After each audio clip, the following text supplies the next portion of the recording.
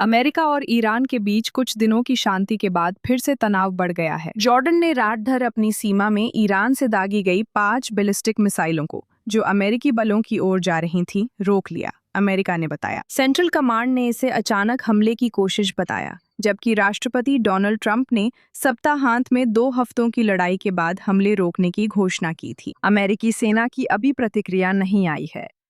एक अन्य घटनाक्रम में अमेरिका और सऊदी अरब ने पूर्वी इराक में ईरान समर्थित मिलिशिया पर संयुक्त हमला किया।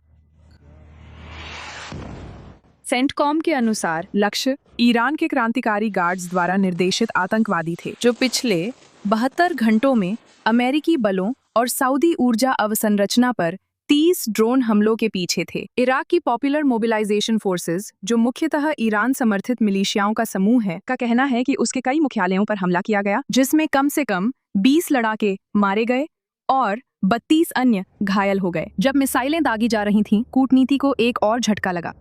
ईरान ने कथित तौर पर होर्मुज जलडमरू मध्य के नियंत्रण को साझा करने के ओमान के प्रस्ताव को ठुकरा दिया। एक वरिष्ठ ईरानी अधिकारी ने अमेरिका और सऊदी अरब पर ओमान पर दबाव डालने का आरोप लगाया, ताकि वे अपनी अवास्तविक योजनाएं आगे बढ़ा सके। कथित अस्वीकार और नए हमले पिछले महीने के अमेरिका ईरान समझौता ज्ञापन को पुनर्जीवित करने की कोशिशों को खतरे में डाल रहे हैं।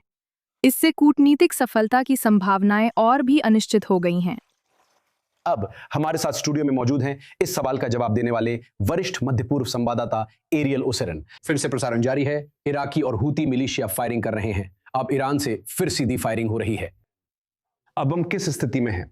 एरियल, मुझे हालात समझने हैं।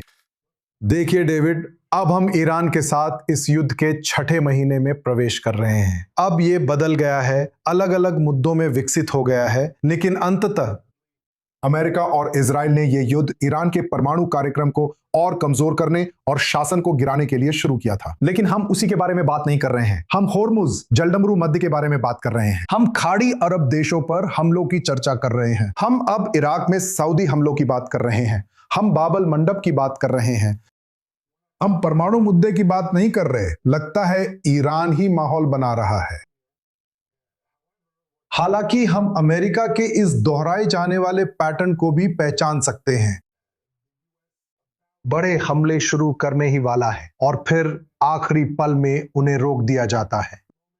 कूटनीति के लिए जगह छोड़ता है, ईरान फिर से हमला करता है और हमें यही देखने को मिलता है। यह पहली बार नहीं है जब मैंने सप्ताहांत में सामने आए उस पैटर्न पर बात की है। मई में भी हालात ऐसे ही थे। तो जो प्रतीत होता है वो शायद ये नहीं है कि ईरान माहौल तय कर रहा है, लेकिन असल में ट्रंप प्रशासन वक्त खरीदने की कोशिश कर रहा है, ताकि नवंबर में होने वाले मिड टर्म चुनावों से पहले ईरान के खिलाफ पूरी सैन्य कार्रवाई में शामिल ना हो। क्यों? क्योंकि इससे वैश्विक अर्थव्यवस्था और भी अस्थिर हो जाएगी। इससे अमेरिका में ईंधन की कीमतें बढ़ जाएंगी।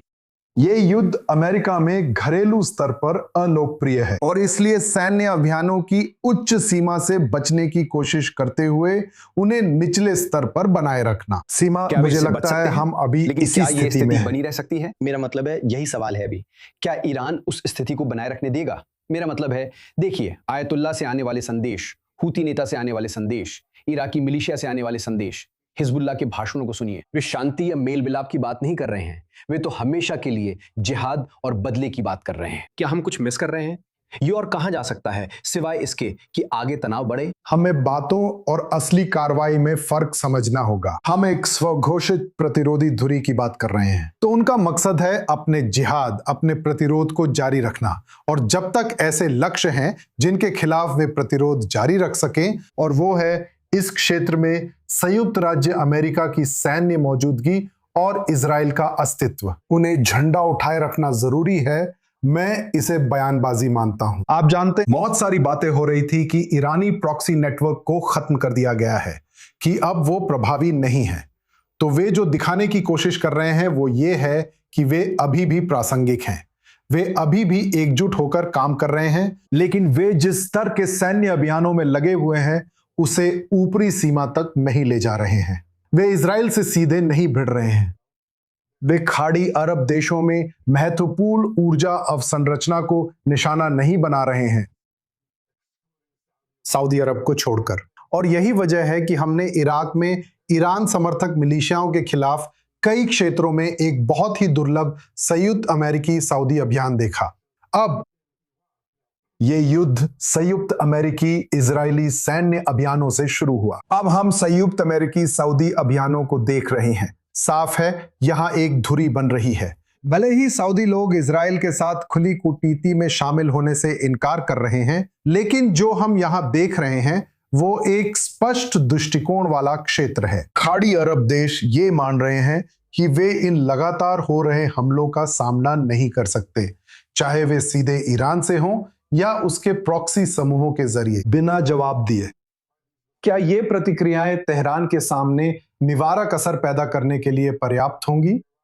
ये बहुत ही असंभव है, क्योंकि अगर हम देखें कि वे अब खाड़ी अरब देशों के खिलाफ अपने अभियानों को क्या कह रहे हैं, तो वे इसे ऑपरेशन विजय कह रहे हैं। उन्होंने इजराइल के खिलाफ अभियानों को जो नाम दिया था उसके विपरीत, वो सच्चा वादा था। सच्चा वादा क्यों? क्योंकि इजराइल ने हमला किया था और उन्होंने बदला लेने की कसम खाई थी। अब ये प्रतिक्रिया नहीं, बल्कि उनकी जीत है।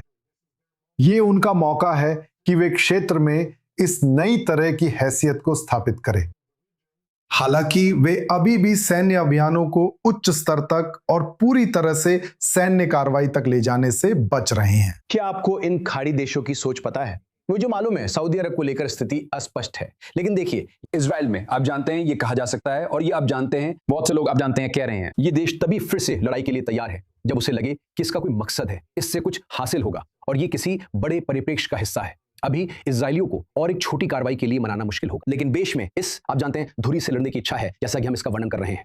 खाड़ी देशों का क्या? मेरा मतलब है क्या वहां लड़ने की इच्छा है? क्या वे पर्दे के पीछे सौदेबाजी करने की कोशिश कर रहे हैं? मेरा मतलब है हम क्या बता सकते हैं कि वे इसे किस दिशा में ले जाना चाहते हैं? देखिए डेविड, इसमें सब है। हम 4 खाड़ी अरब देशों सऊदी अरब, यूएई, कुवैत और बहरीन की बात कर रहे हैं, जिन्होंने ईरान के क्षेत्र में ईरान के खिलाफ हमले किए। मेरा मतलब है ये एक अभूतपूर्व स्थिति है। इन देशों के बीच ऐसा समीकरण हमने पहले कभी नहीं देखा जहां वे सीधे सैन्य संघर्ष में उतरे हों।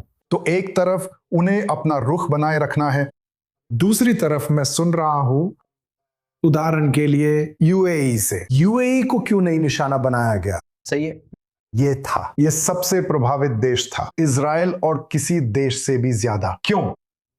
मेरी समझ ये है कि अबू धाबी और तेहरान के बीच इन हमलों से बचने के लिए आपसी समझ है। उदाहरण के लिए ईरान में कुछ सामानों की कमी है, शायद वे इस्लामी गणराज्य तक मौन सहमति से पहुंच रहे हैं। ये एक ऐसी चीज है जो इस गतिशीलता को समझा सकती है। तो एक तरफ ये देश तेहरान को संकेत दे रहे हैं कि उसकी आक्रामकता का जवाब मिलेगा, दूसरी ओर वे ये भी समझते हैं कि वे भौगोलिक हकीकत को नहीं बदल सकते।